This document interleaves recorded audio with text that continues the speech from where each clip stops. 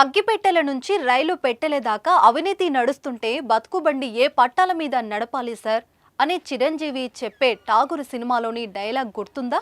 లంచాలు నివారిస్తేనే అందమైన మానవ జీవన నిర్మాణం సాధ్యమని నెత్తినోరు కొట్టుకొని చెబుతున్నా.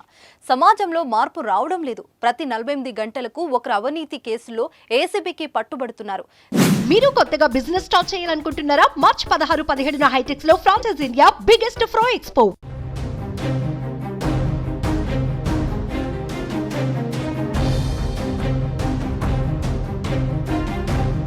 తెలంగాణ వ్యాప్తంగా ఈ ఏడాది 53 రోజుల్లో 28 లంచాలు తీసుకునే కేసులు నమోదవడం ఇందుకు రుజువు.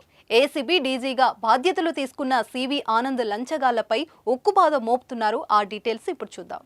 భూమి పట్ట మార్పిడికి లంచం, మెస్ బిల్లులు మంజూరు చేయాలంటే లంచం, టెండర్ ఓకే చేయాలన్నా లంచం. ఇది రాష్ట్రంలో ప్రస్తుతం ప్రభుత్వ శాఖలో పనితీరు. ప్రతి డిపార్ట్మెంట్లో చిన్న పనికైనా పెద్ద పనికైనా సంబంధిత అధికారుల చెయ్యి తడపాల్సిందే, బల్లల కింద చేతులు పెట్టాల్సిందే. లేకపోతే ఫైల్ ముందుకు కదలదు, పని జరగదు. డైరెక్ట్గా డబ్బులు ఇస్తే ఓకే, లేకపోతే ఫైల్ నానబెట్టి సమయం వెళ్ళబుచ్చుతుంటే ఇక ఓపిక నశించి సార్ ఏమైనా ఉంటే చూసుకుంటా పని చేసి పెట్టండి అనేలా చేస్తున్నారు అధికారులు. లంచవతారాలపై యాంటీ కరప్షన్ బ్యూరోకు ఎక్కువగా కంప్లైంట్ వస్తున్నాయి. దీంతో కేసుల సంఖ్య పెరుగుతుంది. గత ఏడాది స్టేట్లో 94 కేసులు నమోదు కాగా ఈ ఏడాది మొదలైన 53 రోజుల్లోనే 28 కేసులు ఫైల్ అయ్యాయి. అంటే ప్రతి 48 గంటలకు ఒక కేసు నమోదవుతుంది. ఏసీబీ తనిఖీల్లో నిందితుల ఇళ్లలో గుట్టుల కొద్ది నోట్ల కట్టలు, కిలోల కొద్ది నగలు బయటపడుతున్నాయి. కొందరైతే 100 కోట్ల మార్కును కూడా దాటేసిన వాళ్ళు తగులుతున్నారు. హెచ్ఎండిఏ మాజీ డైరెక్టర్ శివ బాలకృష్ణ ఇంటిపైన చెత్తలో లక్షల డబ్బు దాచినట్లు తేలింది.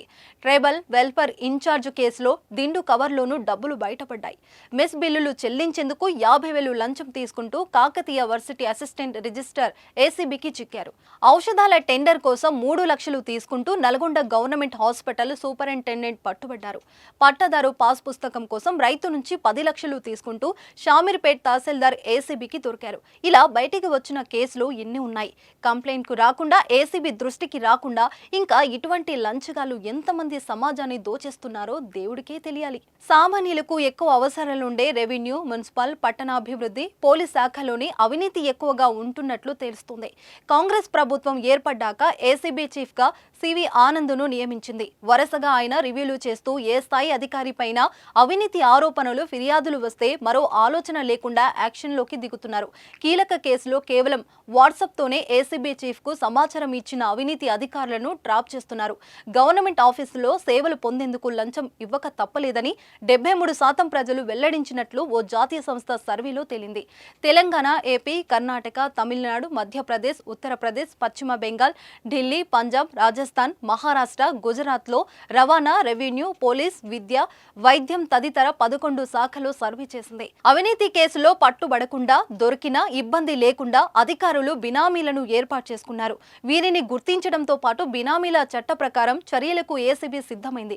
కీలకమైన కేసులో బినామీలను గుర్తించి బినామీ ట్రాన్సాక్షన్ రిపోర్ట్ను ఐటీ విభాగానికి పంపిస్తుంది. అక్కడ కేసు నమోదు చేసి ఆస్తులు స్వాధీనం చేసుకోవచ్చు.